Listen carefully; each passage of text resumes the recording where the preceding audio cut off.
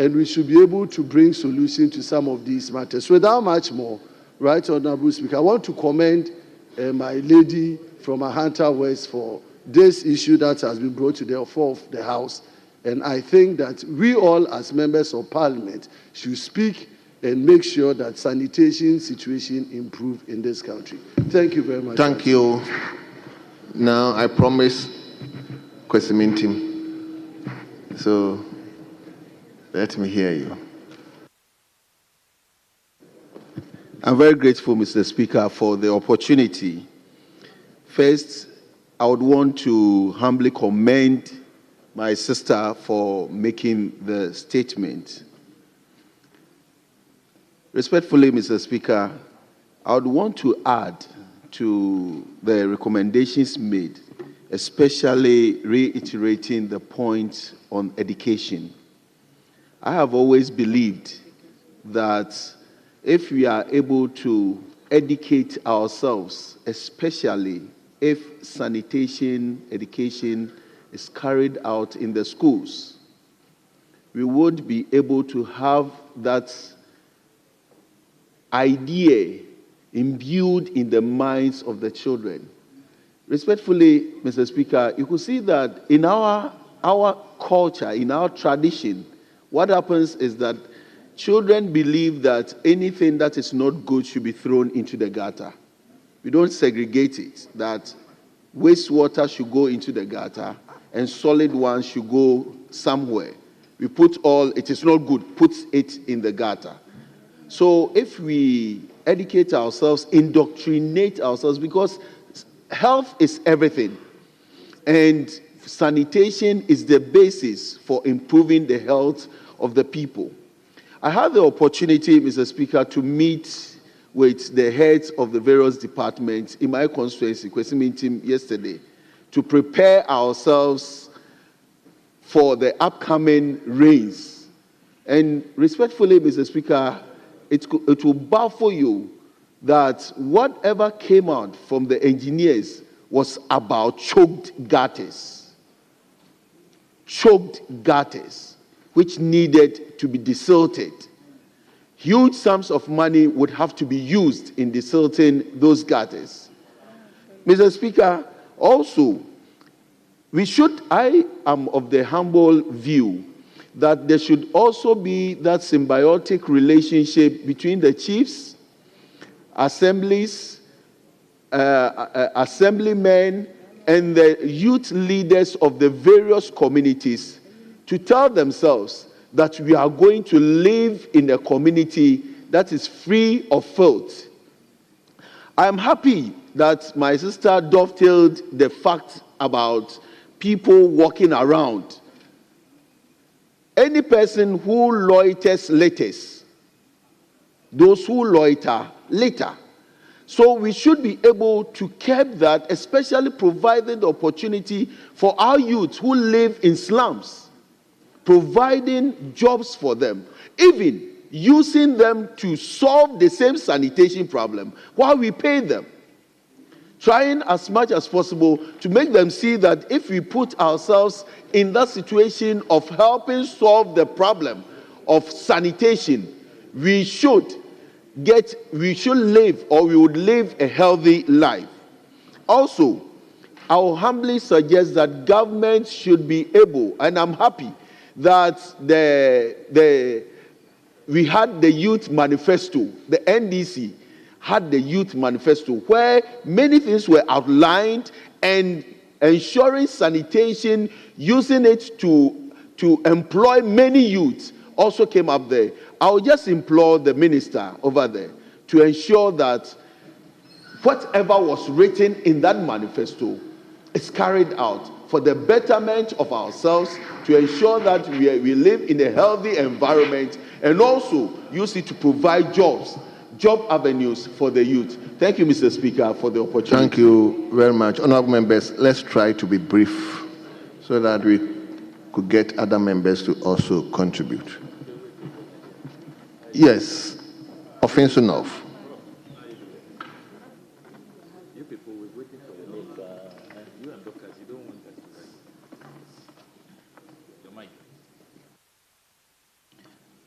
Honorable Speaker, thank you very much for the opportunity and also to appreciate the maker of the statement regarding sanitation.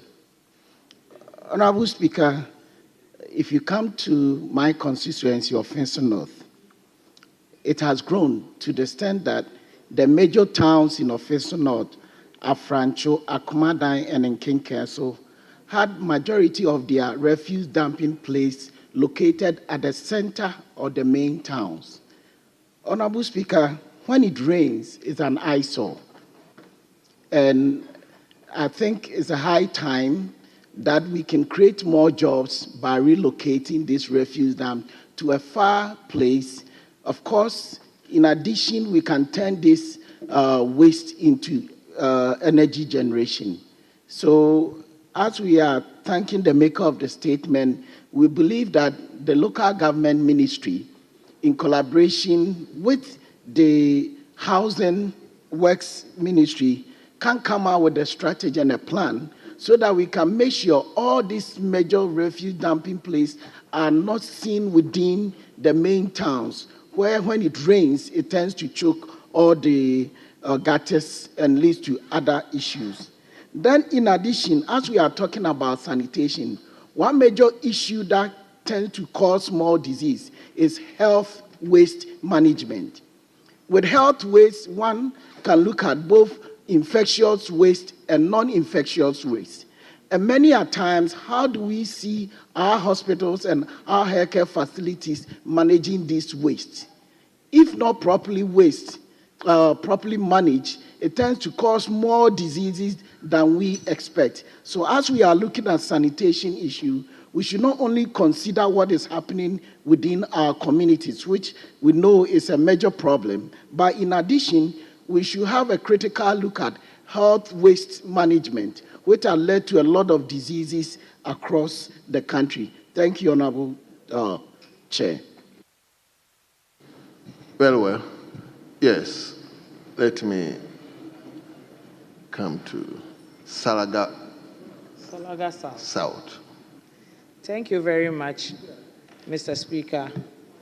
And Mr. Speaker, let me start by commending my honorable colleague for such a deep statement, all-encompassing. She touched about almost everything that relates to the main subject matter of sanitation.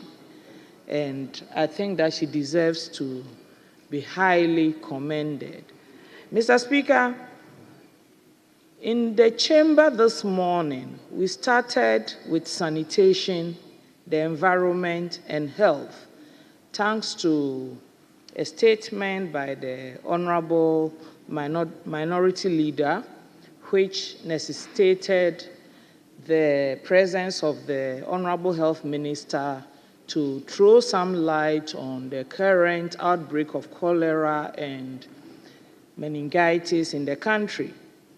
And in every single contribution, we touched on the issue of the environment and sanitation. So we could as well maybe declare today the Day of Sanitation in the Parliament of Ghana. Mr. Speaker, sanitation becomes the center stage of our very livelihoods. We cannot continue as a human race without paying attention to our environment and sanitation. I've heard speaker over speaker reiterate the importance of education and how the society must be educated on managing sanitation, waste disposal, and their attendant challenges. But, Mr. Speaker, one thing I haven't heard is that it all starts with us. No one can educate us better than our own environment. The home, where you and I are parents, where you and I are guardians, must be the starting point of this education and orientation towards proper hygienic and sanitation practices. And I say this, Mr. Speaker, because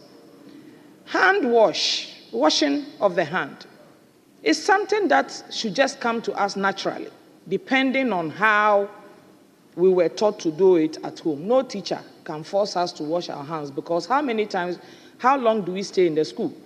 All of us stay more time at home than anywhere else.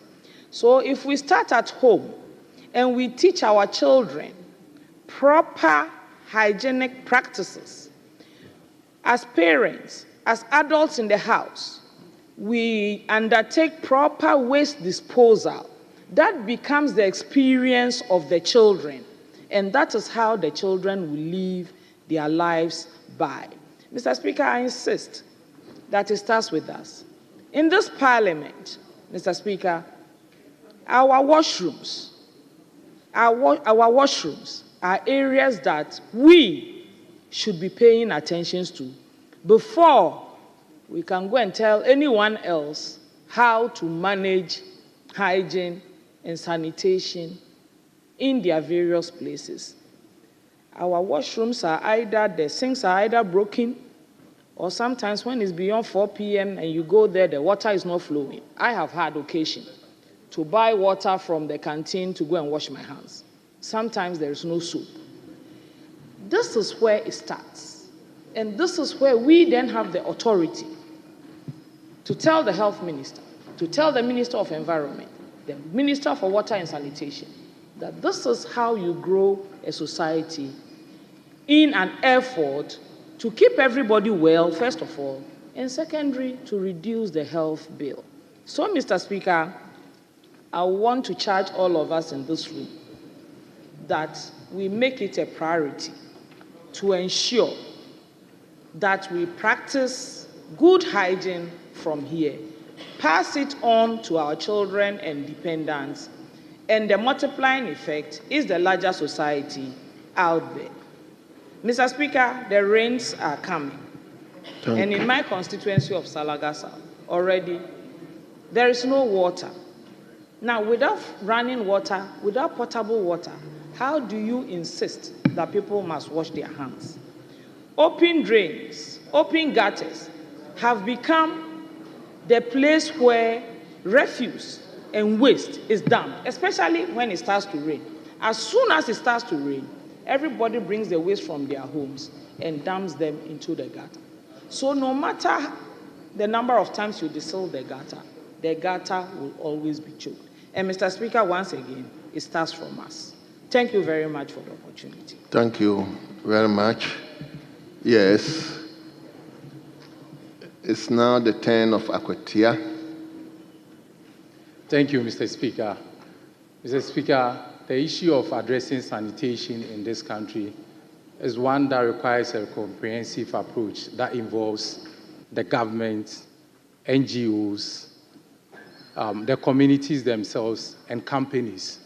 Mr. Speaker, we've been talking about reducing open defecations in certain communities. But the question that mostly we need to avert our minds to is that whether there's been access to these sanitation facilities that people are refusing to use them. So one major issue that we need to address is to increase access to sanitation and toilet facilities. By increasing access to sanitation and toilet facilities, basically, we'll end up reducing this open defecation. So this is where we urge NGOs and companies and other organizations to augment what government is doing or what successive governments have done in the past so as to be able to eliminate this entirely.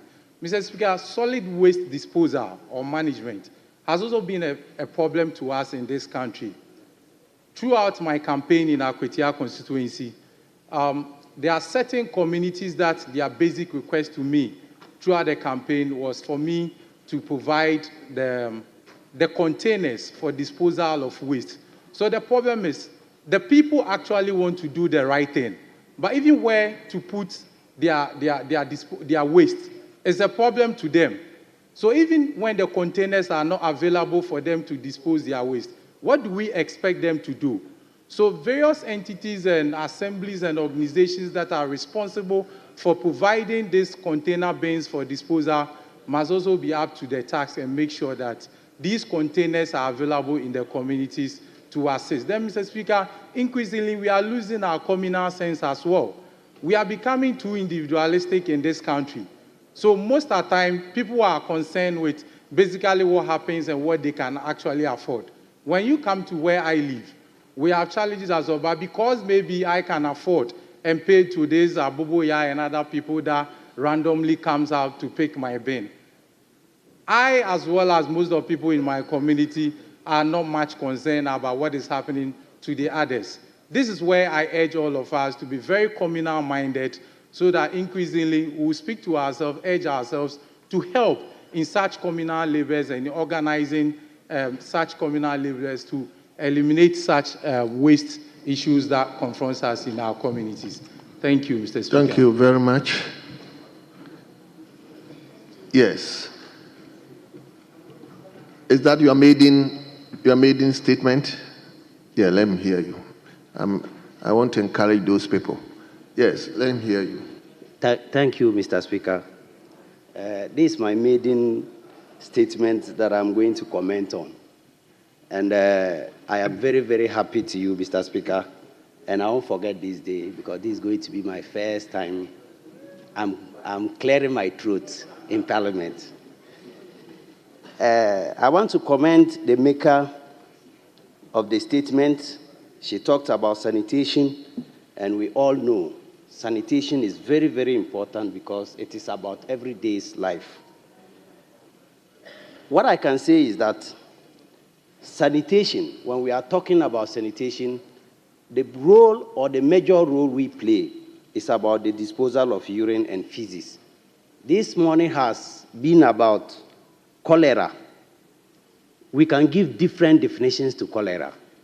Different scholars might have different definitions, but the simple truth is that cholera means you are eating someone's feces. That is the plain truth. Today, you are eating somebody's feces by either taking in water, eating food that contains the cholera bacteria. That is how you contract it. We all understand how and the pain you go through when you contract cholera and the way it can cause life-threatening watery diarrhea and vomiting. But the question is, are we educating our people enough? The education that we are giving, is it adequate? That is the question. Are we telling our people that we can prevent it in a way? That is a question we are yet to answer. But I can tell you that when we educate our people that drinking more water, and safe one, of course, can prevent cholera. By taking in either boiled water, filtered water, or natural mineral water, which goes through the reverse osmosis, it can prevent cholera drastically. What I will add is that how do we go to toilet in Ghana? Is it all of us that are having access to proper toilet facilities? No. How do we get rid of our poop? That is a problem. So education must go in and go in very well so that we can do away with cholera, just like the way we've been talking about it since morning. But I will talk about it and add that waste management is the way to go. Either personal hygiene, community hygiene.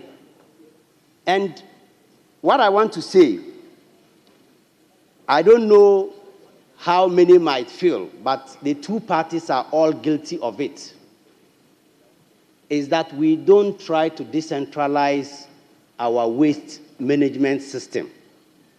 We'll be having a single company in Ghana managing every district's waste.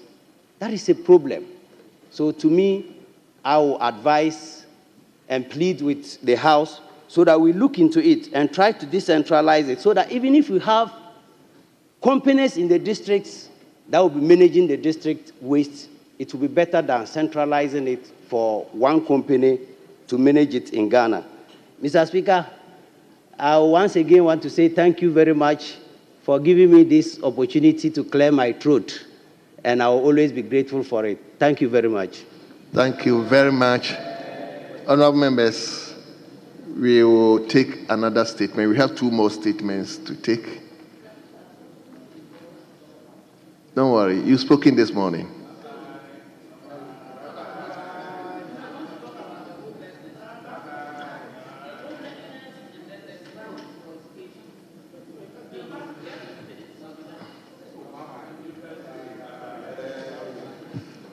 Mr. Speaker, thank you for the understanding. And congratulations to all those who were praying for me. But not bye-bye yet, because I haven't finished. Thank you, Mr. Speaker. Let me also congratulate the lady.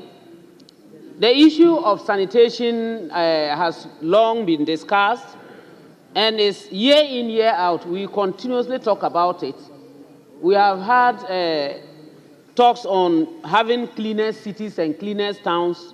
That has not happened. We still hope for the best. But when it comes to items or things that cause much disaster, Mr. Speaker, we need to be looking at the plastics that are being used. Mr. Speaker, it's an eyesore. When you go to our beaches and then you just look at the water and the way the sea continuously brings back the plastics, it's a shame, and yet we continue to throw plastics in it. We need to also make efforts to ensure that even where plastics are gathered, bottles, paper, there should be separation. Mr. Speaker, in this country, we have someone who is supposed to be taking care of our sanitation problems in all the districts, with loads of monies being paid directly to that company. And yet we see very little. Mr. Speaker, I think we need to re-look at that issue. But let me come to homelessness. When you go out there, I don't know, but I think we have so much to do. And I would plead with the Ministry for Gender to look into that issue. The children are so many. Even if they are not Ghanaians, let us find a way of handling the issue of homelessness. And those that are Ghanaians, let us also try to find a way of finding their relatives. And not only that, some of them that have got mental problems. Mr. Speaker, those with mental problems need to be supported. Please. Now, the slums, you hear about fire outbreaks, and when you get there, it's because it's a slum that so many kiosks and what have you are bent. Can we look at that issue and ensure that even if there is an issue of fire outbreak, and then our water, our fire service people go there to support, they are able to get into and put off fire, because it's becoming too much. Mr. Speaker, I think that you have done me a favor. I'm grateful. And then I will congratulate especially my brothers and sisters on the other side who always want to hear from me that congratulations to them and bye-bye. Well, please, I'll get you the opportunity to comment on other statements. So let me invite Honorable Member for Asin Akroso. Asin Akroso Manson constituency, Honorable George Kwame Aboaje, to also make his statement. Thank you, Mr. Speaker. Mr. Speaker, please, it's Asane, not Asin, Asane Akroso Manson. Is it one town? No, Asane is one town. Akroso is another town. Okay, then it should be Asane, Akroso, and okay. Thank you. Thank you, Mr. Speaker.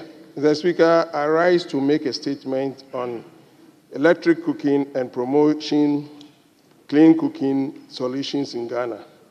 Mr. Speaker, energy drives all human activities. World leaders have committed to sustainable clean energy for all. The use of electric appliances has also referred to as e-cooking devices present a practical, sustainable solution for achieving universal access to clean cooking facilities by 2030. Over 3.8 million people a year die prematurely from illness attributed to the household energy pollution caused by the inefficient use of solid fuels and kerosene for cooking, most of which are women and children, though there have been numerous advancements and progressive development in e-cooking. The concept is yet to gain widespread popularity in Ghana as per Boateng and Sapon, 2023 and 2020. A meager proportion of Ghana's population, that less than 2% employ e-cooking. Mr. Speaker, the International Energy Agency reports that 2.6 billion individuals depend on solid biomass for their cooking needs, despite its severe health consequences. Approximately 87% of households in Ghana still rely on solid fuels, such as biomass, as their primary cooking fuel. This exposes them to smoke and open fires. Smoke produced from indoor biomass cooking has been linked to acute respiratory illness, cataract, heart diseases, and cancer. Exposure to smoke impacts over 20 million people, leading to over 4,700 fatalities in children and more than 6,500 deaths each year. It also contributes to forest degradation, climate change, and biodiversity loss. Mr. Speaker, e-cooking is a sustainable alternative for housing and has the potential to address the issues associated with unclean fuel alternatives. According to research, electric cooking methods can be financially efficient and have positive impact on humans and the environment. When comparing wood-based cooking, it is evident that e-cooking equipment has a relatively low marginal cost of energy. E-cookers also offer higher efficiency and reduced energy expenditures. Clean cooking has positive impact on the climate. Ghana's forests will be safeguarded from further degradation and reduce black carbon emissions, contributing to global climate goals. Reducing indoor air pollution could prevent millions of premature deaths, particularly among women and children, and this will improve health massively. Mr. Speaker, the advancement of e-cooking in Ghana is largely the responsibility of the government in order to meet global objective of clean cooking by 2030. Several measures should be taken into consideration by the government and policymakers to achieve this goal. They depend on shifting governance patterns, building new coalitions, public-private actors, and integrating cooking into energy planning to accelerate e-cooking. Mr. Speaker, incentives by offering tax credits and subsidies could lower the cost of e-cooking appliances for households while also encouraging sustainable value for suppliers. Enhancing accessibility. Improve accessibility to e-cooking in remote areas through off-grid solar power systems. Photovoltaic technologies are experiencing a significant decrease in cost and can serve as a dual strategy to enhance the rate of rural electrification and increase the share of renewable energy within the generation mix. Mr. Speaker, research and development also can enhance the research and development of photovoltaic-based stoves to expedite their adoption and utilization. Public awareness, Mr. Speaker, also promotes demand and supply channels by raising awareness through various channels, including education, programs, and public campaigns. This will help individuals make informed decisions about their cooking practices. On bill finance and pay-as-you-go models, Mr. Speaker, it can also provide on-bill financing mechanisms that enable electricity service providers to sell appliances on credit to their existing customers. Alternatively, appliances with lock-in mechanism can be implemented for pay-as-you-go business models to reach lower-income consumers. Initiate small-scale renewable energy projects in Ghana, which can consist of solar and wind power generation, battery storage, and distribution system. Mr. Speaker, in conclusion, E-cooking has the potential to significantly improve public health, reduce environmental degradation, and stimulate economic growth in Ghana. However, to achieve widespread adoption, it is essential to address challenges such as affordability, infrastructure, and cultural practices. With the right government policies, financial mechanisms, and public awareness efforts, e-cooking can be an effective solution to the country's cooking needs and help achieve the global goal of universal access to clean cooking by 2030. Thank you, Mr. Speaker. Thank you very much, Honorable Member for Asin Akrosumanso. Honorable members, the statement on electric cooking and promoting clean cooking solutions. So I will now invite comments. Yes, Honorable Member for Forikrum. Thank you very much, Mr. Speaker. Mr. Speaker, I want to take this opportunity to comment on the statement ably made by the Honorable Member. E-cooking is an important field that we should look at today as we all embrace the SDG goals, especially SDG Goal 7, which is on affordable and clean energy. Quite interestingly, Mr. Speaker, we've made inroads in supporting our rural areas to embrace e-cooking by providing access to cleaner energy. But then we've not been able to develop as fast as we can because of cost. And when I talk about cost, I'm talking about the cost of LPG. This is because there's little infrastructure. We've not developed so much infrastructure in LPG. Apart from that, we import almost all our LPG, about 90% of our LPG, into the country. And there are factors such as Forex that affects the price of LPG on our market. And based on that, it limits the patronage of LPG within our rural areas. And it has then limited it to just the urban cities.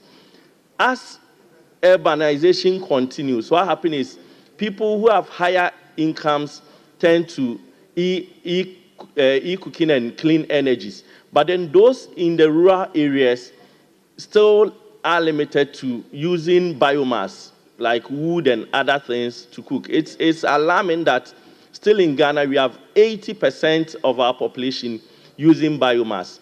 And I believe if we support the cylinder recirculation model very well, where people will have access to LPG in our rural areas, this will support the quest for e-cooking. Mr. Speaker, I also reiterate that the Ministry of Energy today, which has become the Ministry of Energy and Green Transitions, will support this cause by helping the private sector to be able to invest more infrastructure in providing LPG, affordable LPG, for our rural areas. Apart from that, the ministry should also put in place policies that will help to be able to bring down the cost of pricing for our various energies within the country. Thank you very much, Mr. Speaker. Thank you very much. Yes. Thank you, Mr. Speaker. Mr. Speaker, thank you, and also thank for the maker of this statement. Mr. Speaker, like he's saying, efficiency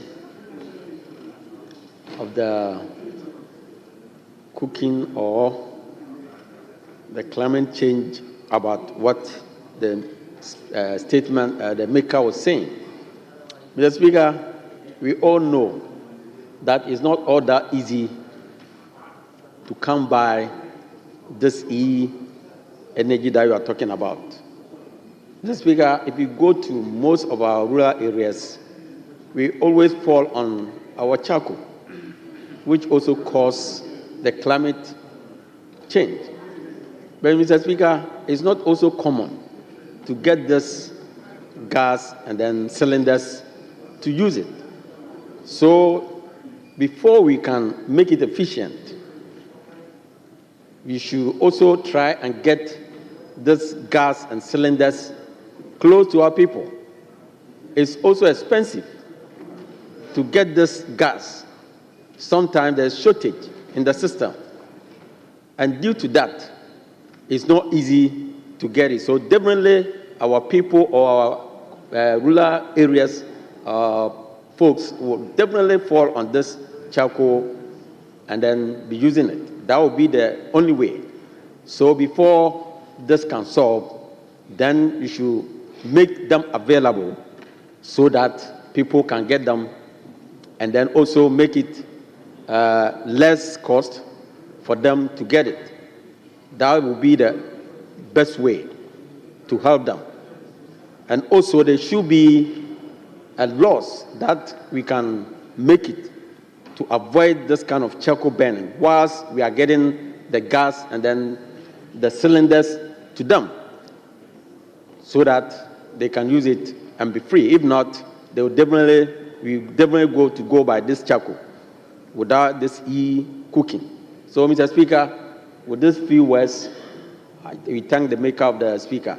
We should make things available to our people to make it closer to them, efficient, and then cost-effective for them. Thank you very much.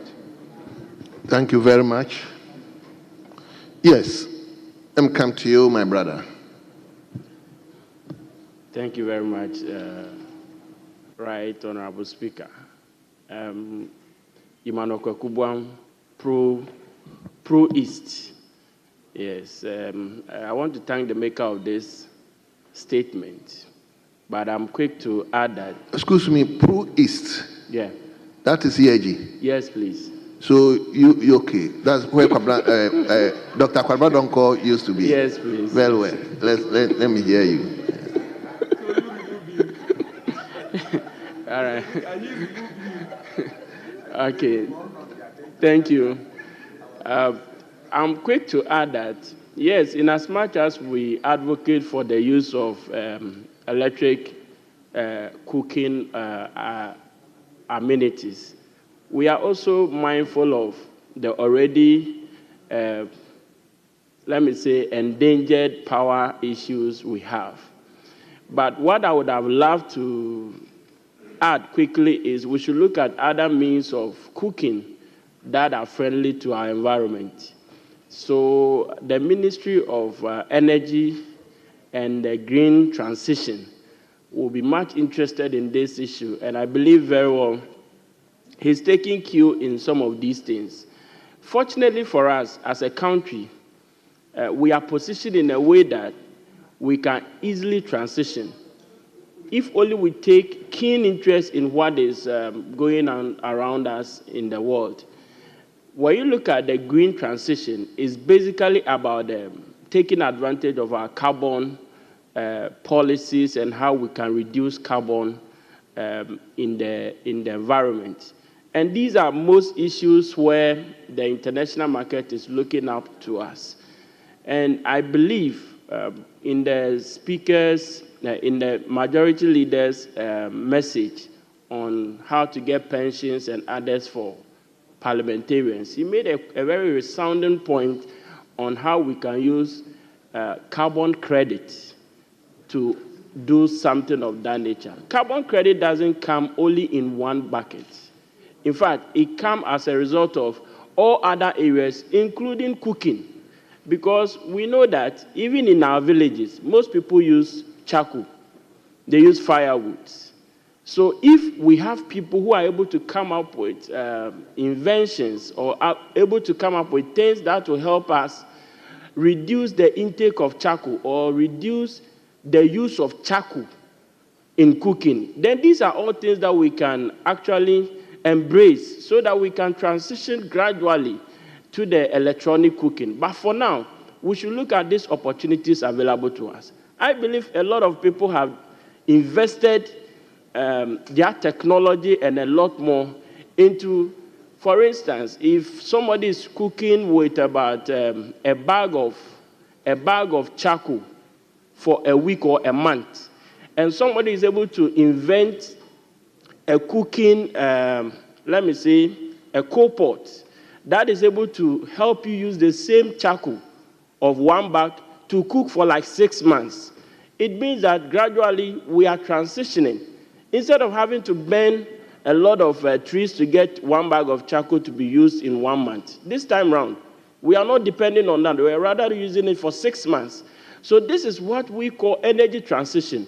And gradually, when we pay attention to some of these things, we believe that, one, the country is going to make a lot of exchanges, a lot of money when it comes to carbon credit. And much especially when we want to talk of these green gases, we have to also make sure that the ministry responsible for some of these things, they all come together to work. As it stands now, we have the Ministry of Environment, who is keen interest maker of these things when it comes to carbon credit. And when we look at the Ministry of Energy, Environment, all these ministries come together. We believe that when we get a few of these sections of the policy, or a few sessions of people to work within a ministry, it will also become very easy for people who have had knowledge in trying to transfer and then help us transition gradually to the electronic cooking. I think it will help us as a country. Mr. Speaker, I'm grateful for this opportunity, and thank you once again to the honorable member for the statement. Thank you. Thank you very much.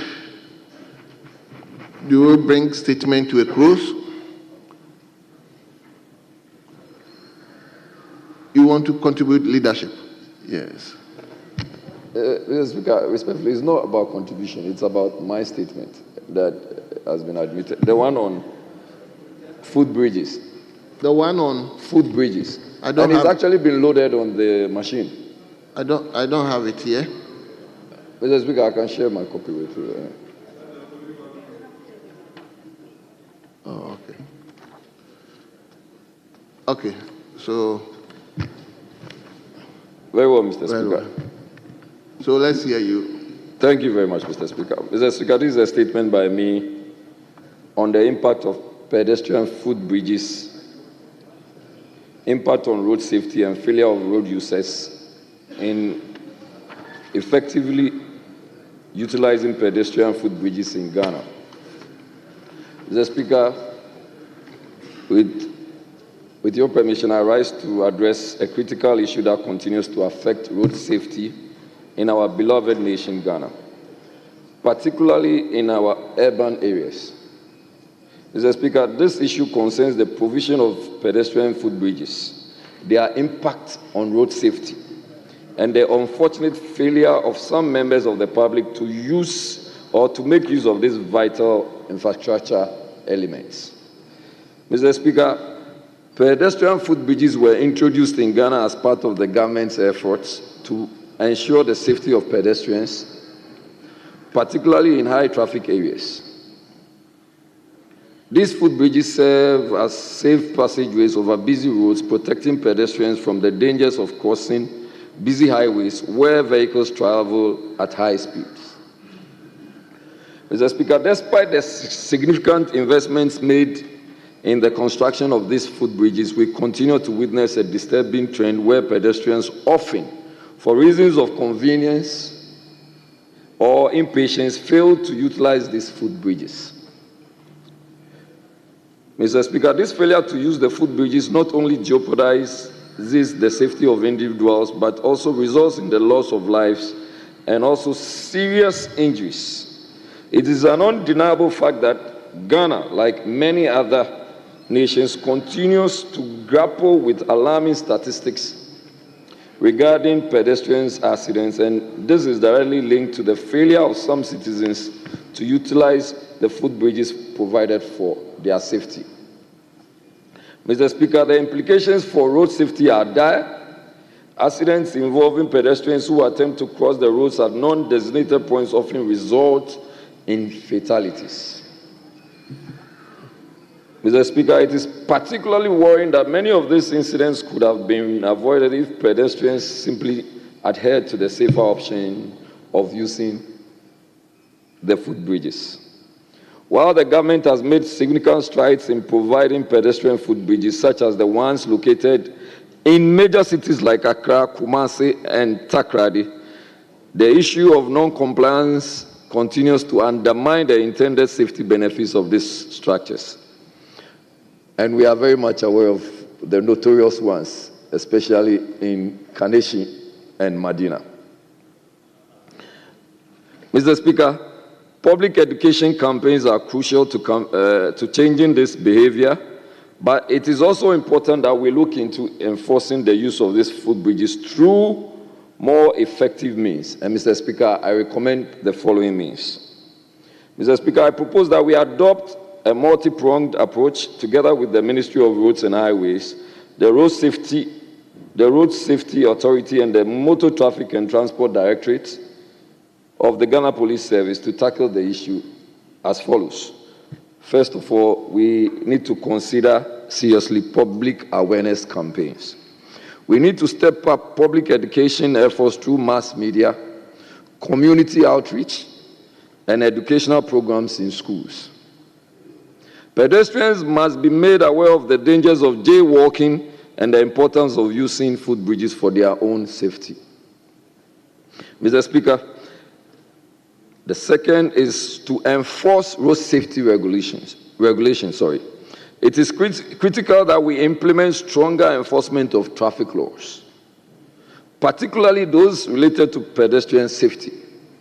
This can include the use of fines for pedestrians who fail to use footbridges and for drivers who disregard pedestrian safety. Design and accessibility improvements. That's the third recommendation, Mr. Speaker.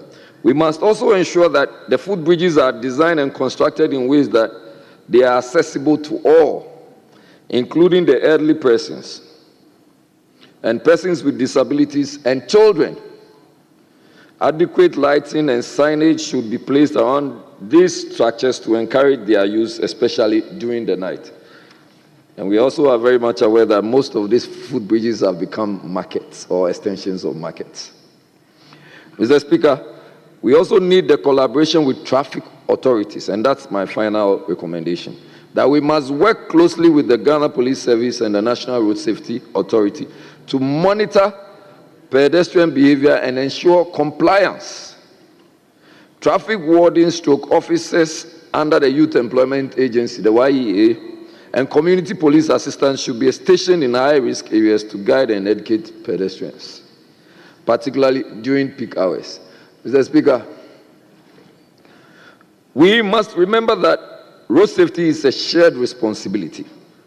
While the government continues to invest in infrastructure, it is equally important that we all take responsibility for our actions. The failure of pedestrians to use footbridges is not just an individual issue, but a societal one that impacts on the well-being of all Ghanaians. Mr. Speaker, I humbly call on the Minister of Roads and Highways to take a critical look at the ongoing footbridge construction in my constituency at Tetegu. In the Wejagbawe constituency, emphasis placed, to see to its completion and for its commission and use by pedestrians.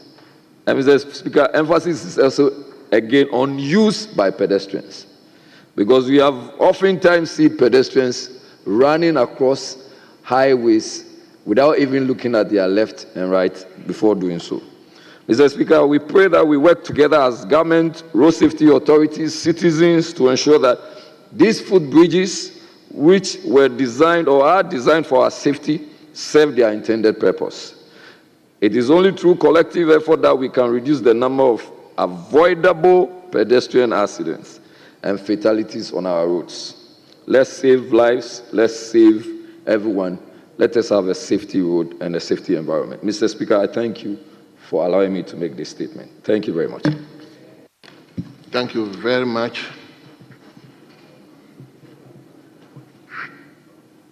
Honorable Sozubo, let him begin with you. You are the immediate minister responsible for roads and highways. And Thank you, Mr. Speaker. Mr. Speaker, I rise to commend the maker of the statement, Honorable Jerry Ahmed Shaibu, for these insightful talks regarding the issue of foot bridges and their impact on road safety in the country.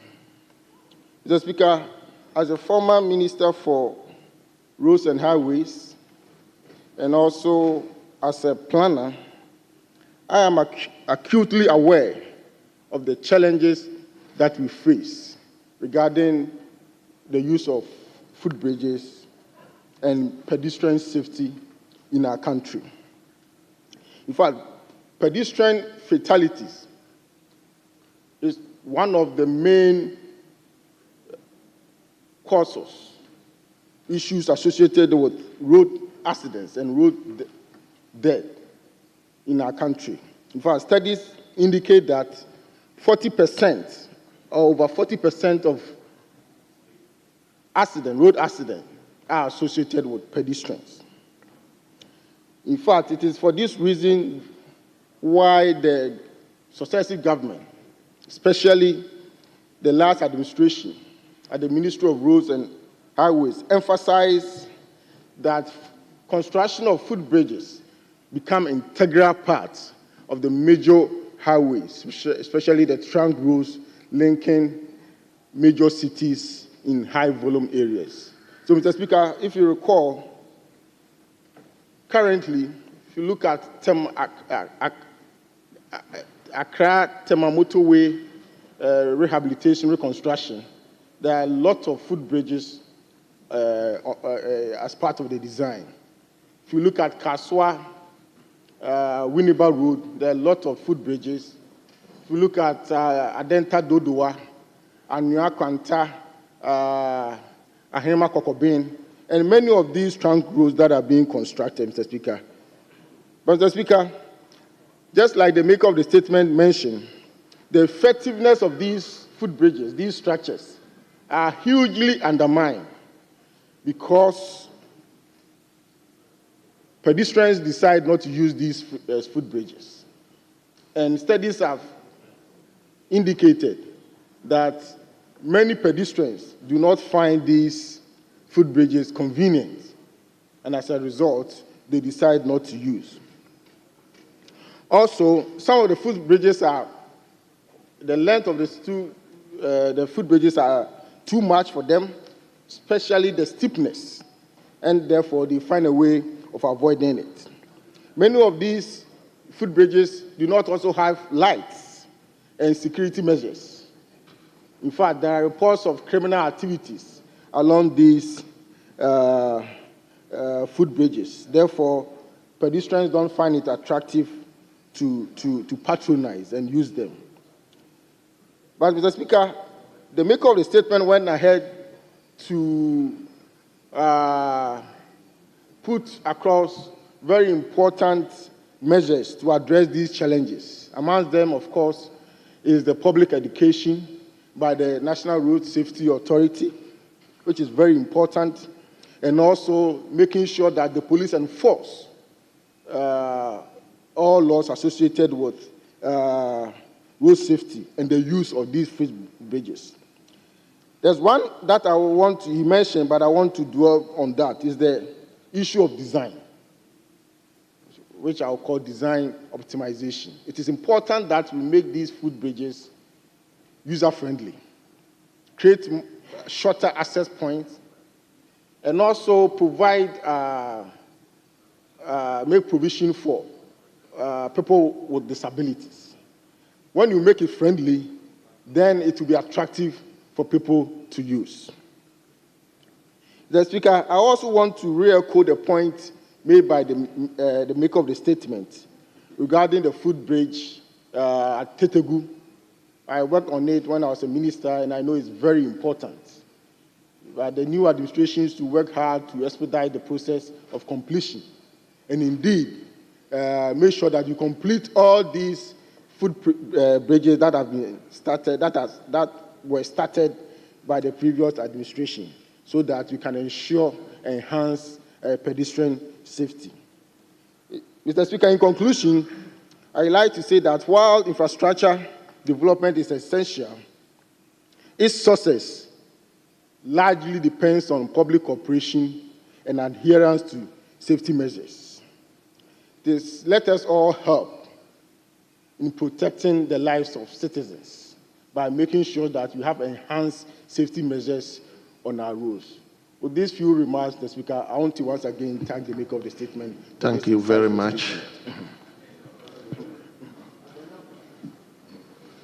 Yes.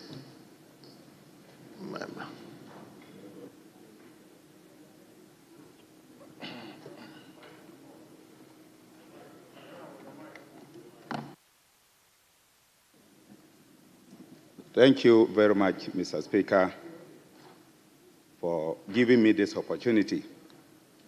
And let me first and foremost also thank my honorable colleague for bringing this important statement to this floor.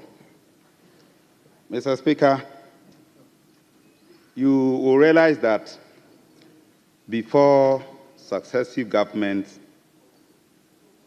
will construct quiet mesh to support or to prevent pedestrians, and to that extent encourage road users or pedestrians to make good use of the footbridge. But notwithstanding all this, pedestrians will ignore it and either jump across the walls or find means and ways, cut off the mesh or whatever that is there to prevent them from using the footbridge and still walk across the road at their own peril. Mr. Speaker, the maker of this statement spoke about gay walking. And Mr. Speaker, it will be interesting to note that both our Road Traffic Act and LI 2180 have made it an offense for gay walking. It appears that our law enforcement agencies does not pay attention to this. And if you slap somebody, you are likely to be detained in police custody, or you find yourself before a law courts the next moment. However, this law on gay walking is very clear, very punishable. And if you care to know, I don't think from the time that this Honorable House made it an offense that if you engage in gay walking in any parts of our street, it's an offense, whether one person has ever been prosecuted to that effect. And so my emphasis on this statement is that the best way that we can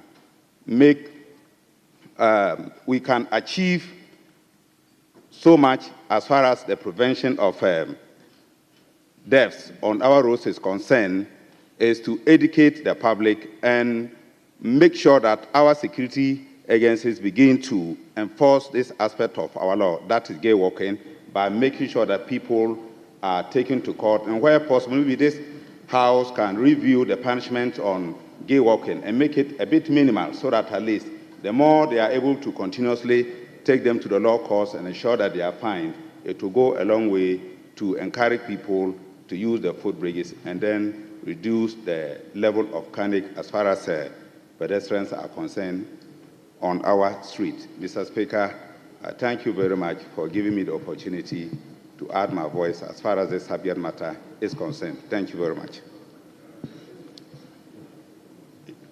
Yes. Let me go here.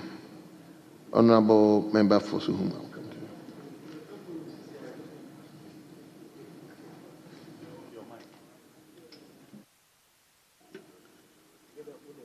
Thank you, Mr. Speaker, for the opportunity, and I thank the maker of the statement for bringing this jaywalking menace to the fore.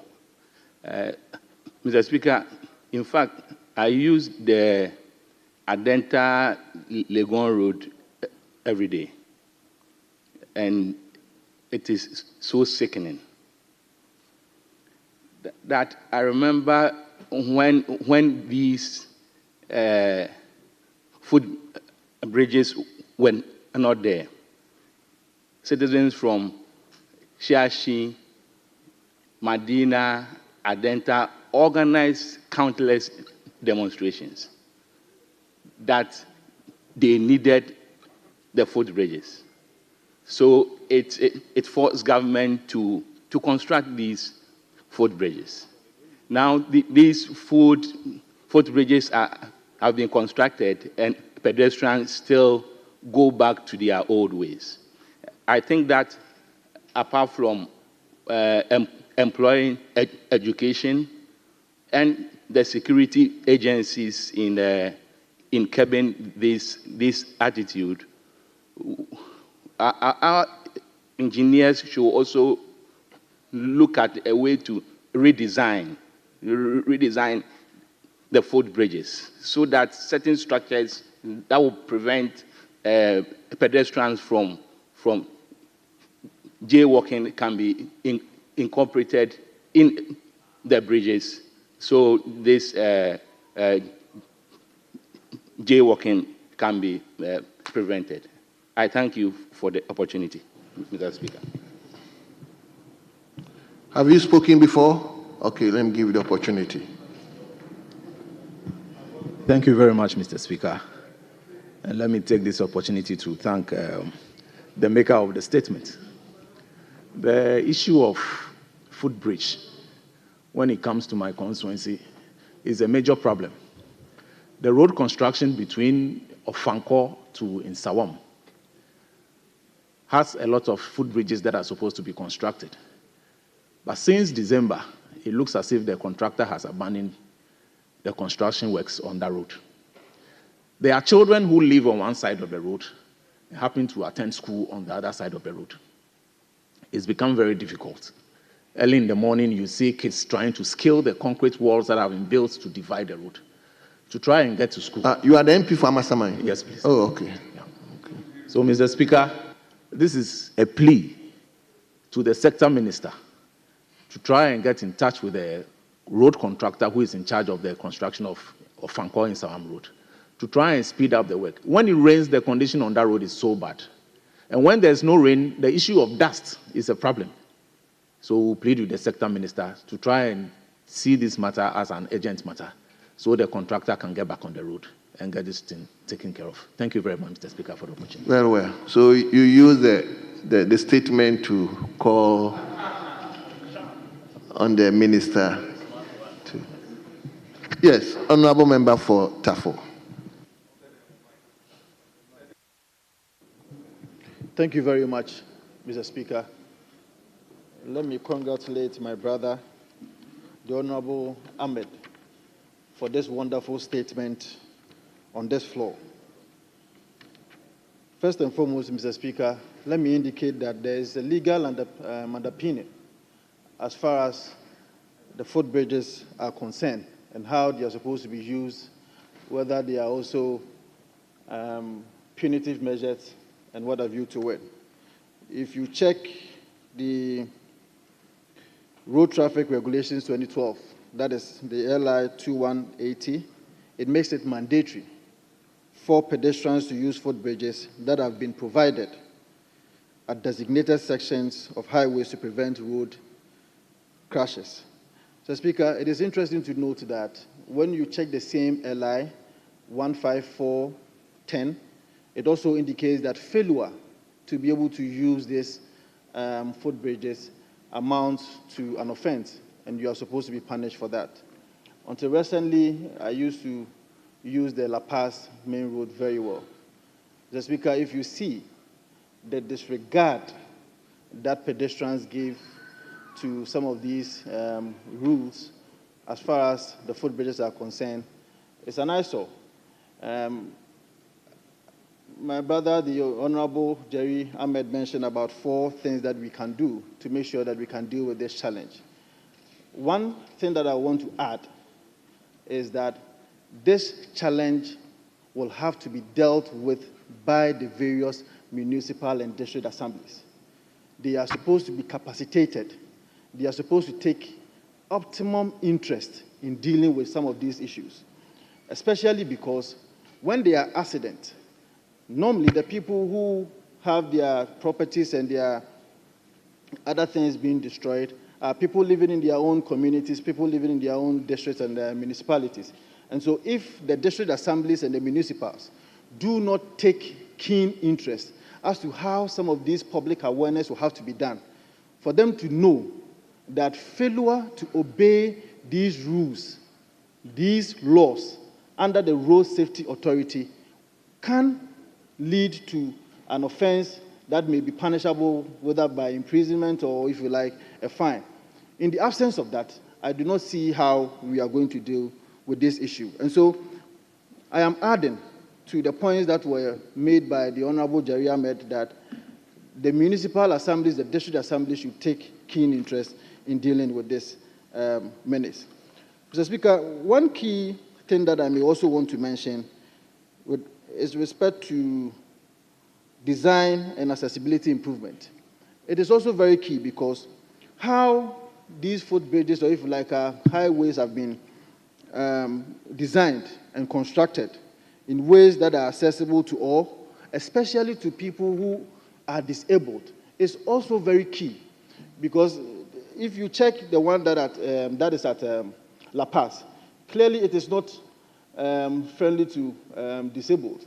And so it becomes very difficult for persons who are living with disability to be able to ply some of these footbridges. And so, Mr. Speaker, without adding much, I want to send a strong signal to the municipal assemblies to take keen interest in dealing with footbridges and the challenges that comes with it. Thank you so much for the opportunity granted me.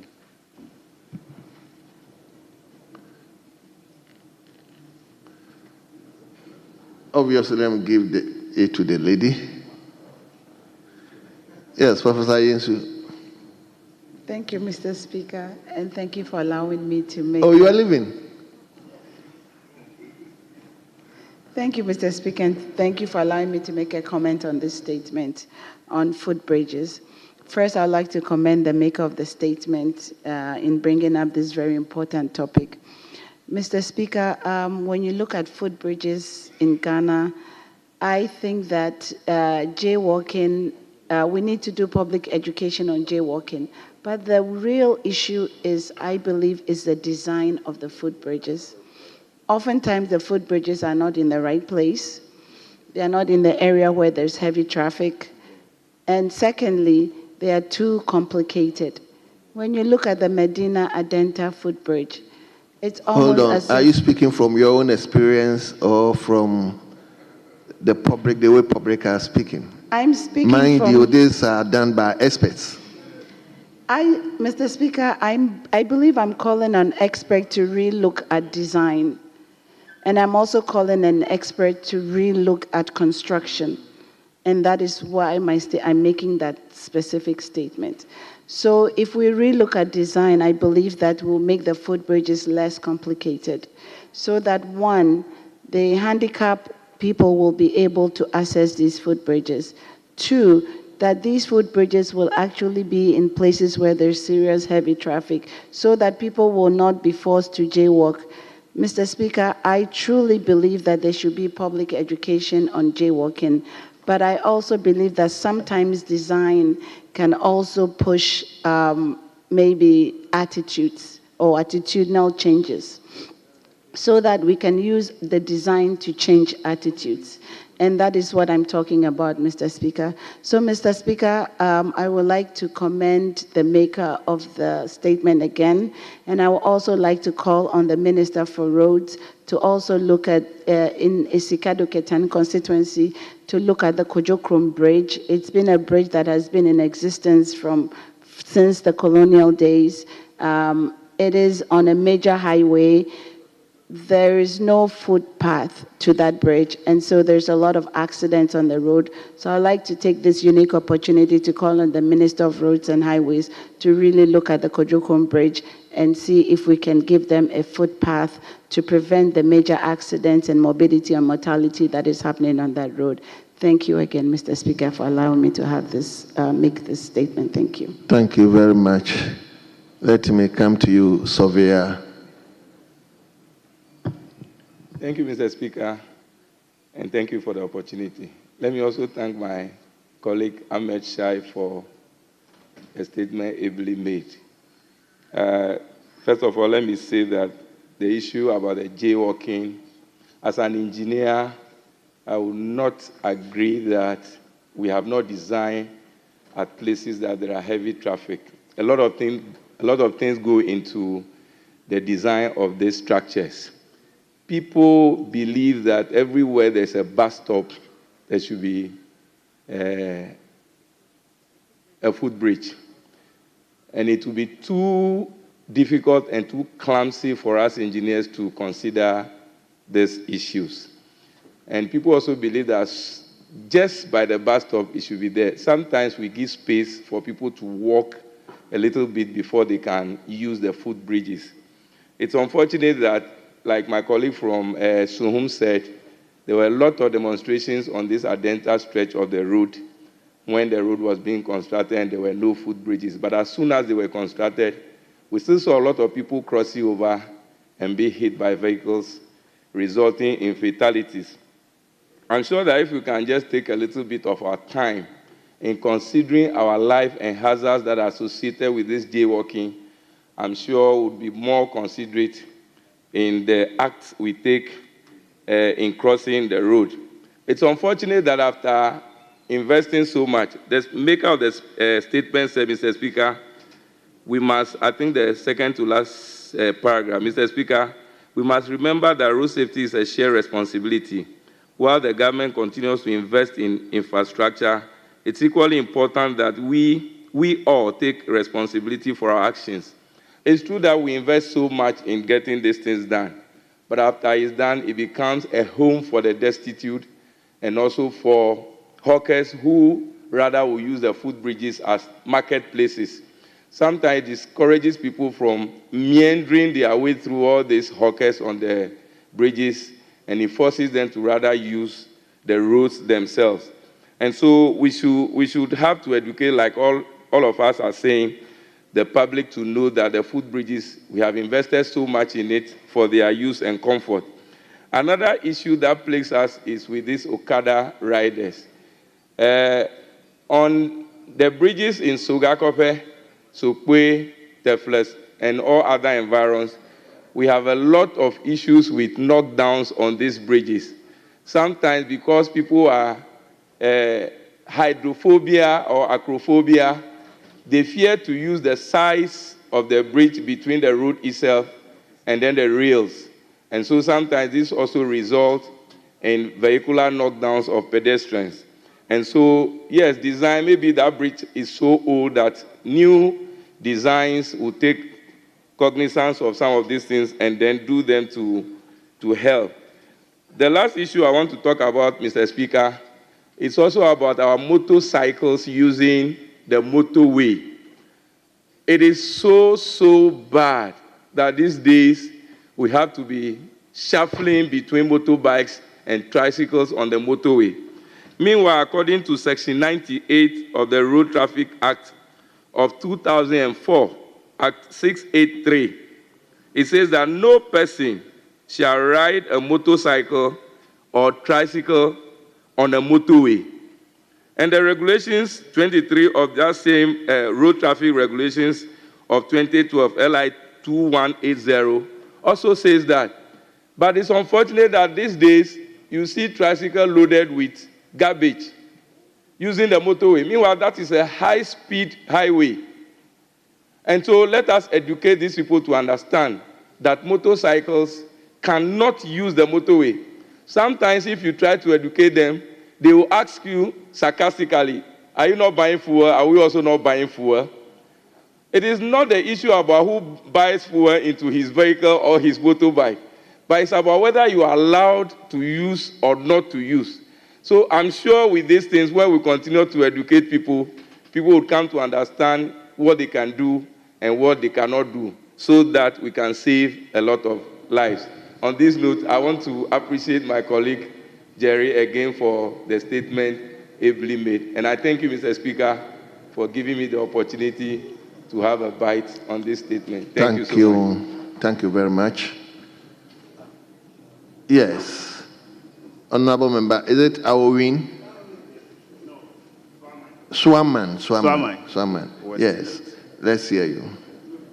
Thank you, Mr. Speaker, for the opportunity to contribute to the statement made by my colleague, Jerry. Mr. Speaker, this statement has come in good faith. And as Member of Parliament, we have to take a critical look at this statement. This footpath, pedestrians are not using because they think they don't want to go to the extent of climbing something. But what I see is there are some places that are in need of these bridges, but they are not getting it. So what I want to bring on board is we should engage our security on the road when they see a pedestrian using the road instead of the footbridge. They have to deal with the person. In a way, we should all come together so that we can manage this issue. On the issue of traffic at times on the road, these are the same people who have been causing that traffic. Instead of them to use the pedestrian bridge, they will not be using it, but they want to use the road. On the issue of the La Paz issue that my brother Tafo mentioned, sometimes when you are using a car by road and you see a pedestrian, instead of him to use the bridge, you want to get a shortcut by crossing the road. You have to wait, although the traffic may be on. I mean, the green light will come, but you have to wait for the pedestrian to cross before you can also pass. So I want to bring it to the House that we all have to take a critical look at that so that such a thing will be a thing of the past. Thank you, Mr. Speaker, for the opportunity. Yes.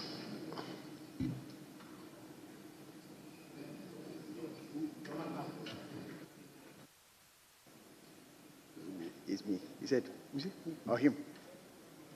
Mr. Speaker. Thank you, Mr. Speaker.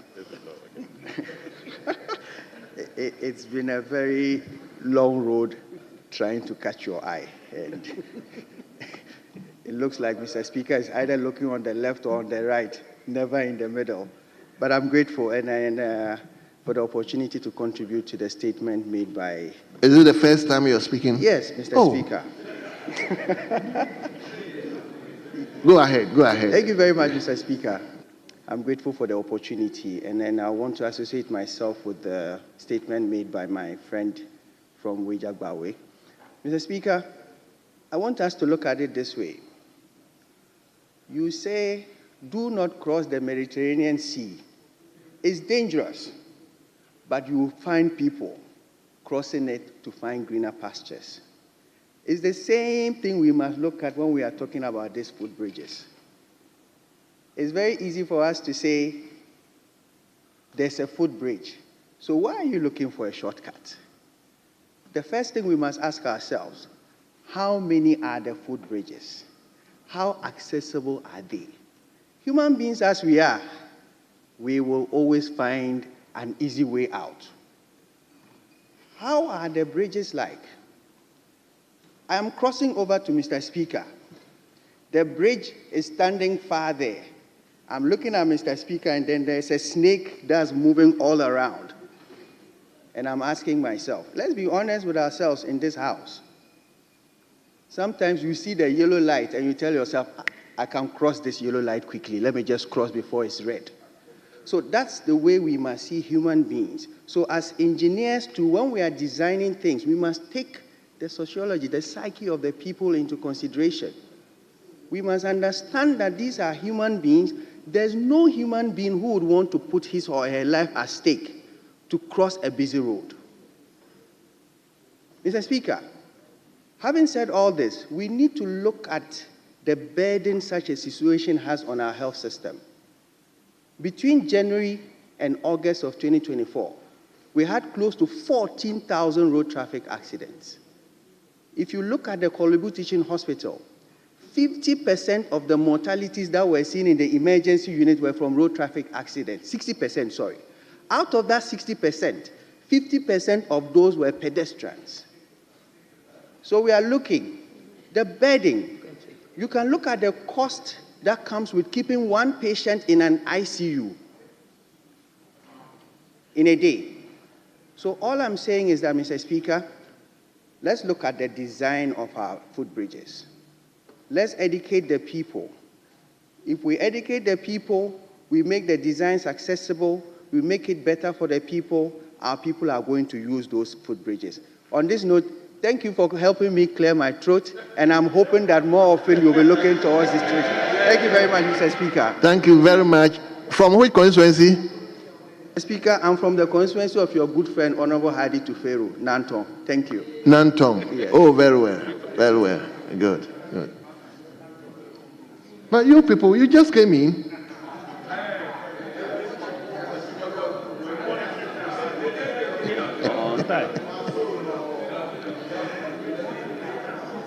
Yes. So from him, I'll come to you. Yes, mention us out. Mr. Speaker, permit me to commend my brother Jerry Shaib for bringing to the fore such an important matter. Mr. Speaker, considering the investment we make in the construction of footbridges, it therefore necessitates serious education so that there is no fatality resulting from refusal to use footbridges. And so, Mr. Speaker, whilst commending him and encouraging education, very respectfully, I want to commend the contractor, Seaman, who is constructing the road linking CPC in my constituency to Asante Newtown, downtown to be specific, and encourage him to expedite work on the construction of the bridge linking the two electoral areas. Mr. Speaker, whilst at it, I'm also very respectfully calling on the local government minister to pay attention to the Krofro market, which has stalled very respectfully for many years. Because of the delay in the construction of Krofro market, sometimes it becomes necessary for people to cross from Krofro to Moro market. Mr. Speaker, that sometimes results in fatalities because there is no footbridge. And so, Mr. Speaker, because, Mr. Speaker, there is no footbridge. And so, Mr. Speaker, it is very necessary that the Krofro market is completed. Mr. Speaker, as far back as 2004, when the contract was signed, the cost of construction was 15 million cedis. Mr. Speaker, the delay has resulted in the ballooning of the contract price. Mr. Speaker, it is going to be a serious, it's going to cause a lot of loss to the taxpayer. Mr. Speaker, I recognize the effort of my predecessor, Dr. Matthew Puku Prempeh, in pushing for the completion of the Krofro market. Mr. Speaker, whilst commending him for the Krofro market, I want to also commend him for the work that he did for the construction of the CPC road. So, Mr. Speaker, very respectfully, wherever Dr. Matthew Puku Prempeh is, Mr. Speaker, this afternoon I want to commend him and also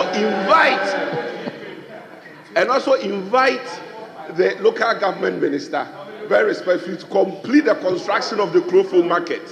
Mr. Speaker, this is my humble prayer. Mr. Speaker, thanks for indulging me. My brother wants to portray like the usual bed issue. Yes, the tree and the bed. Yes. Why are you raising? I'm not calling you. I'm not calling you. So, Honorable Member for Menchia South, the the Krofro Market, 204, I was working at KMA, so I know the genesis of it. Incidentally, the deputy minority leader was then the mayor for Kumasi, and the market has been there up to now. It's been there up to now.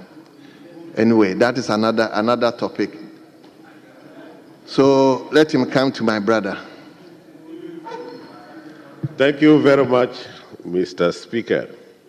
I'm most grateful for the opportunity to comment on the statement made by the Honorable Member, Jerry Ahmed Shaib.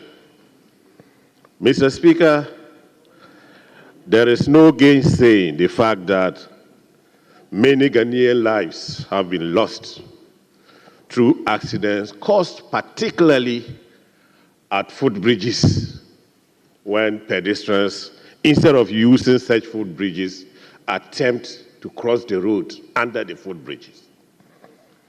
Mr. Speaker, as a country, we have tried many things to stop them. First is the provision of the footbridge.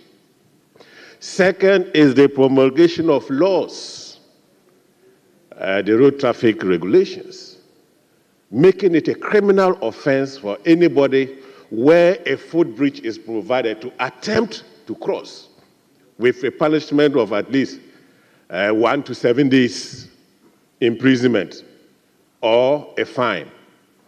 Mr. Speaker, we have not, as a country, by any indication, demonstrated any seriousness at enforcing those laws. And so since I passed out as a lawyer, I've never heard that anybody has been prosecuted for not using a footbridge where it has been provided. So clearly, it has become one of those laws that we have made to put in the beautiful shelves where they are gathering dust, Mr. Speaker. I think the best way to resolve this is to use the engineering bit of it. I believe that the reason why most pedestrians find it difficult to use the footbridges is because of the height. Some also because of the effort they have to make to climb the footbridge. And so I want to propose, Mr. Speaker, that we place more emphasis on underpasses and tunnels. Mr. Speaker, if you go towards Kasua and you get to the Kasua overpass, you will see there's a tunnel crossing from one side to the old market. Nobody tells a pedestrian to use it, but invariably, almost everybody would use it because it is easier to access effortlessly. You don't need to climb anywhere to go there. And so, Mr. Speaker, as a country, not only should we be talking about pedestrians having a duty to save their own lives, we also have a duty to protect lives. And I want to urge the Roads Ministry that the engineers should endeavor, where it is possible, let us have the underpasses and the tunnels rather than the footbridge. I thank you, Mr. Speaker, for giving me the opportunity. Thank you very much. Constituency? Mr. Speaker, the Honourable Member for Bongo. Bongo. Oh, very well. Bongo. What are you holding? Once you are holding, the Yahoo call you. Yes, my brother. Okay, then I'll come back. I've already called you. Thank you, Mr. Speaker.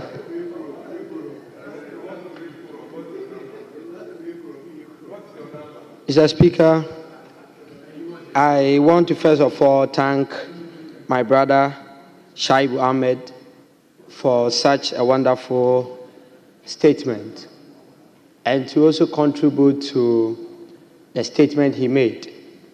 Mr. Speaker, first of all, I think the issue of footbridges and the effect it has on individuals are very paramount. Some of us who are from the rural communities, we come to the city and then we don't even know the importance of these footbridges. So I suggest that there should be more education to the people. It should not just be on the sign, the road sign alone. Because someone who doesn't have formal education is not going to be able to read and understand that this thing standing here, I'm supposed to cross it. So I think if we are able to educate our people on the radio and the TV, telling them that these are the number of footbridges we have and their possible locations, and in case you are using this road at this time, you do not have to use other means to cross. I think it's going to help to save lives. And again, I'll use this opportunity to make a point on roads that do not really have footbridges. For instance, you go to my constituency, Afano Southeast. The capital is Edujama. Edujama is located along the Kumasi-Sunyani Highway. And then after the road is constructed, there's no speed ramp. So you get up and one morning you hear that somebody was crossing the road and a car has knocked the person down.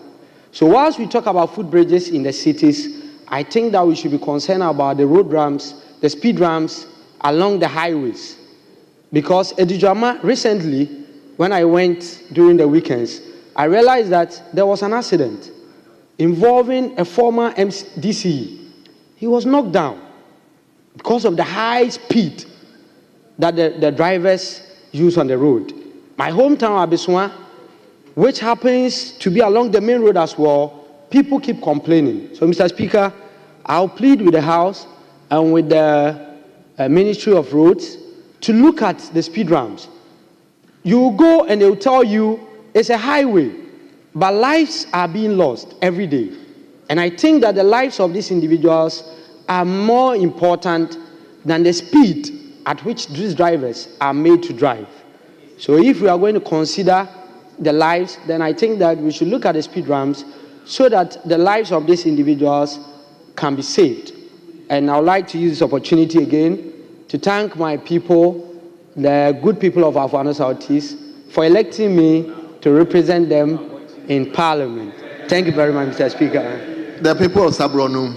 Yes, the people of Sabronum. Very well. Yes. Mr. Speaker, thank you. Member for Mr.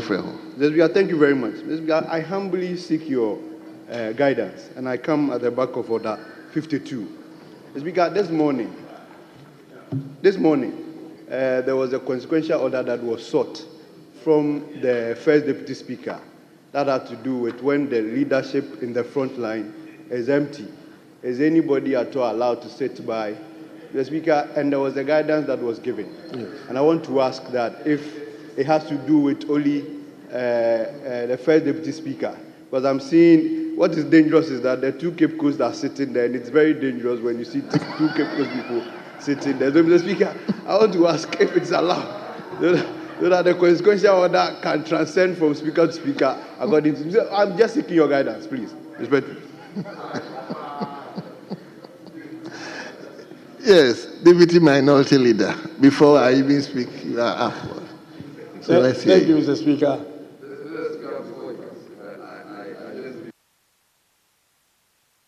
Mr. Speaker, just so you would appreciate that my friend here is testing the law, but I pray we respectfully leave my friend Honorable Raga, so just for the purposes of people not being around. I know he understands. He wants to test the law, but Mr. Speaker, please let's proceed. Yes. Thank you, Mr. Speaker. Mr. Speaker, from what my honorable friend has just said, I will just leave it like that. Well. Honorable members, I believe this morning the First Deputy Speaker at least explained when the seats are empty, obviously we cannot have the chamber running without the leadership side empty. So members can just fill in the gap, consider themselves as available leaders. So that one is allowed. Yes, but when we have a leader and we have another member sitting by him, I may construe that to mean that the member is coming to confer for certain information or to discuss certain matters. And that is also allowed. As it stands now, I wouldn't construe that to mean that he's coming to occupy the seat. Probably he's coming to discuss one or two matters, and afterwards he will leave back to his seat. Mr. Speaker, rightly so. Rightly so, yes. So I think we put this matter to a rest. When the seats are empty, members can fill in and they will be considered as available leaders. But that doesn't also mean that if you want to discuss matters with your leader or if you cannot come forward to discuss with him. So I think we have to raise this matter. Yes, my friend, okay, let me take the two of you and we conclude the yes. Is it you succeeded Dr. Augustine Tavia? Sure. So I'm calling people who succeeded my friends. So you can take the floor now. Mr. Speaker, I want to first seek your guidance on Order 93.5 before I proceed to comment on the statement. Order 93.5 reads that a member may comment on the statement for a period not exceeding 5 minutes, and the comment shall not provoke debate. Mr. Speaker, my question is, does this order apply to leadership, or it's only for we, the backbenchers? It's applied to every member of the House, including leadership. So, Mr. Speaker, I thank you for the guidance. Our honorable minority leader, although he's not around, anytime he gets the opportunity. Please, he's not around. All but right. normally, Thank you, my Mr. leadership, even though they are inclusive, at times we give them the leeway for one or two reasons. Okay. But the law is applicable to all of us. All right. So Thank you, please Mr. don't Speaker. relate yourself to a leader. Okay. Yes. So back to the statement. Mr. Speaker, I want us to look at it in a different direction. All the comments so far, is good. But then, how often do we see people with meaningful jobs or income get involved in pedestrian accidents? I think the economic hardship that we have in this country, exactly, they want to do things fast all the time. Yes, what we normally say, papa. So if we really want to reduce these pedestrian accidents, I think we have to look at that angle. Exactly. We need to look at that angle to create meaningful jobs for our people. Because I don't think we've ever heard that a member of parliament or maybe a minister of state is ever involved in this kind of pedestrian accidents. Has it happened before? Selling on. So the maker of the statement, Mr. Speaker, also mentioned that some are even comfortable selling on these, some of these footbridges. What is causing this? At the end of the day, whoever that is selling there wants to make, ends meet. So once, as leaders, we are able to create jobs, good ones, that is able to give our people good income, at the end of the day, I think we can reduce these accidents on our roads. Thank you, Mr. Speaker. Thank you very much. Yes, I'll take the last person.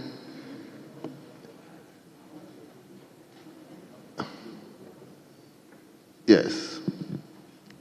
Thank you, Mr. Speaker, for giving me the opportunity. I am interested in the engineering and design aspect of our roads and bridges. Mr. Speaker, not to prolong my comment, I want to take you to Upper West Achim, where last 2 weeks we all saw a video of 2 little boys crossing a river from one community to the other on their way to school. And it doesn't mean that we don't have an existing bridge. There is.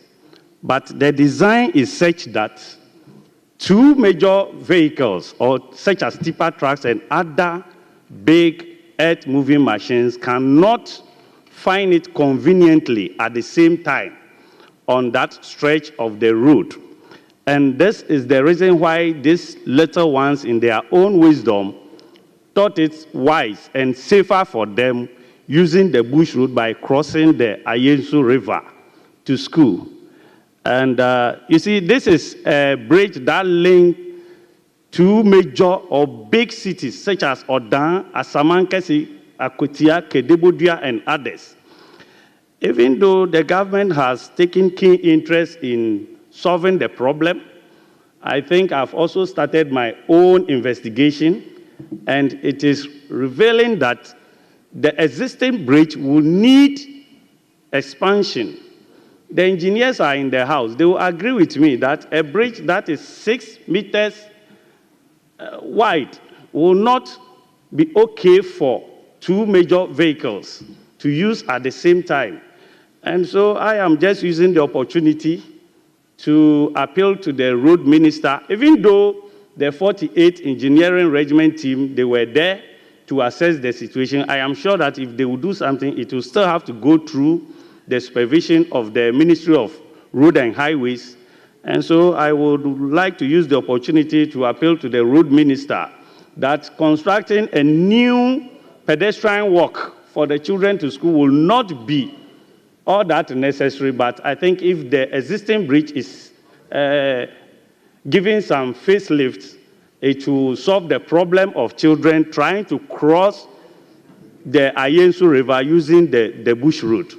On this note, I would like to commend the maker of the statement. It has just come at the right time for me, and also to thank you, Mr. Speaker, for giving me the opportunity. Thank you. Thank you very much, all of you. Let me come to leader. No, he made the statement, so you can.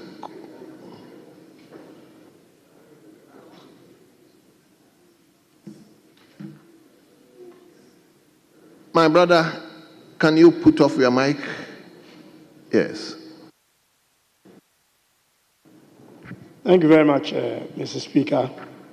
And I would also like to thank the maker of the statement, Honorable Jerry, for a very good and important statement. Mr. Speaker, we have become a country with laws, but some of our citizens don't actually obey the law. We have some pedestrians who basically don't obey the laws of crossing road or using footbridges. And then we have drivers who also don't seem to either know the rules or just decide to flaunt the rules. Mr. Speaker, sadly, this results in unnecessary loss of life. People losing their life in circumstances that they shouldn't have, especially when you are just a pedestrian who lives in a town that is on 2 sides of the road and you have to cross to do your business on the other side. Mr. Speaker, the issue is not only about pedestrian footbridges, but also to do with zebra crossings, what we call zebra crossing. Mr. Speaker, sometimes people don't know when to cross, and sometimes cars don't know when to stop. I have on countless times seen vehicles standing right on top of the zebra crossing, and they are wondering why people are crossing. Mr. Speaker, a lot of education is needed in the usage of our roads in terms of the footbridges that are poorly designed, as others have said. They are poorly designed, placed in wrong places as well, Mr. Speaker. And people, as my honorable friend said earlier on, people go for the easy option. They're thinking about, why do I have to go that far to cross a road or to use a footbridge when I can just cross here, and thinking that they are faster than the cars? And many of them, unfortunately, get involved in either being hit, being knocked down by the cars. Mr. Speaker, not only on the footbridges issue, but also to do with what you call speed ramps or humps. Mr. Speaker, because of the lack of either a footbridge or the footbridge being too far away, you have instances where a lot of issues have occurred on roads in terms of death, that the township take it upon themselves to build their own speed ramps. And these speed ramps are done to no measure. They are built the way they want to build it. They want it to be as high as, a car will not be able to climb, so they can get people to cross easily.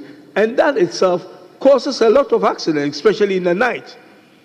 When people are crossing roads that they don't know much about those roads, they will come at a full speed and realize that there is actually a wall, not a speed ramp, a wall before them, and get into all forms of accident.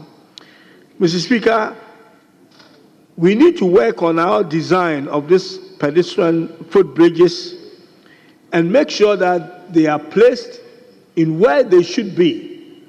Mr. Speaker, these things should be done alongside the construction of some of these roads.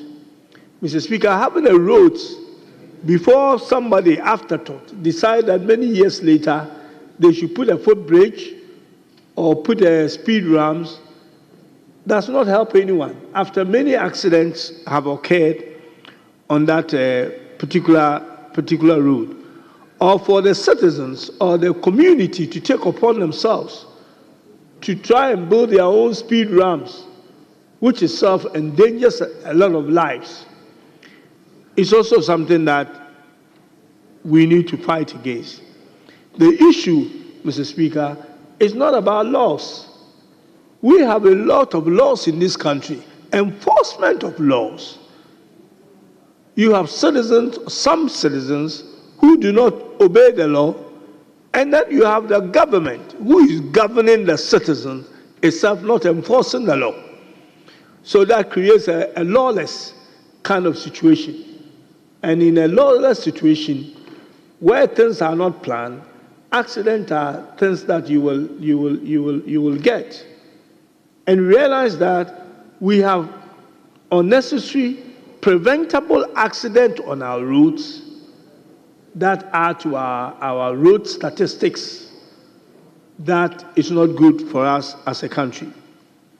Mr. Speaker, I hope that by us, Parliament, talking about these things and having members raise this issue will create a kind of awareness that we need to be able to educate our people, the people responsible for road safety, to educate our citizens where some of these things mean. I mean, Mr. Speaker, you don't really have to be educated to drive on the road. You just need to understand road signs. You don't have to be an educated to cross a road.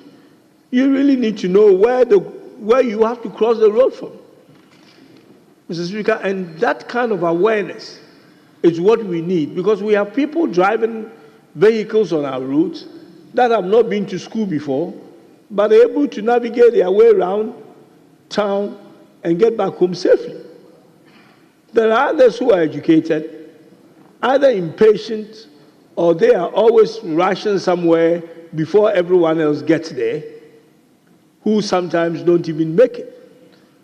So it is important that we are discussing this, and I hope it doesn't end here.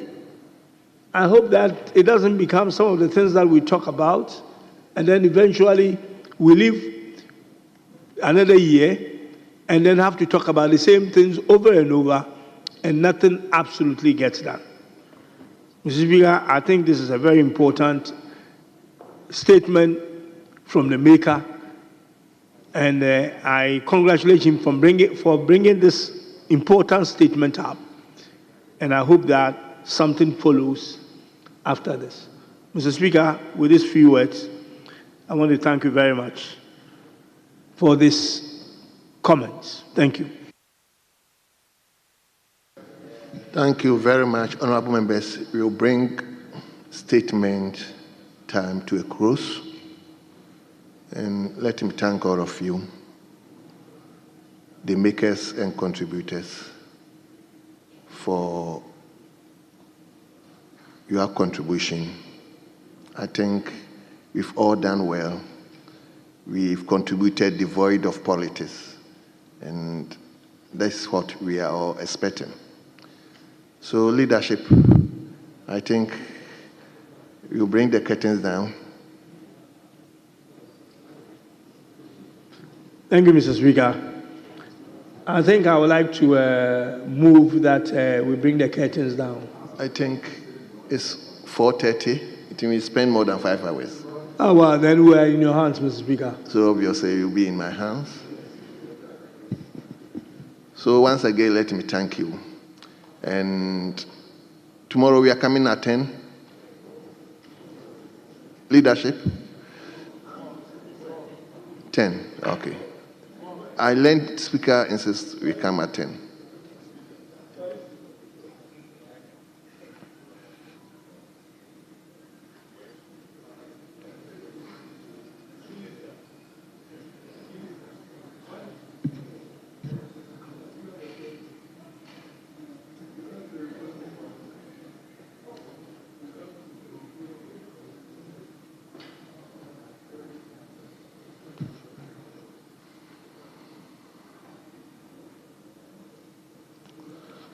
So, yeah, Mr. Speaker, I think our attention has been drawn to the fact that tomorrow will be a lot of statement. So, we would like to, 10 o'clock should be. Very well. So, honorable members, you accordingly adjourn the House to tomorrow, 10 o'clock in the forenoon. 10 o'clock in the forenoon, the House stands adjourned.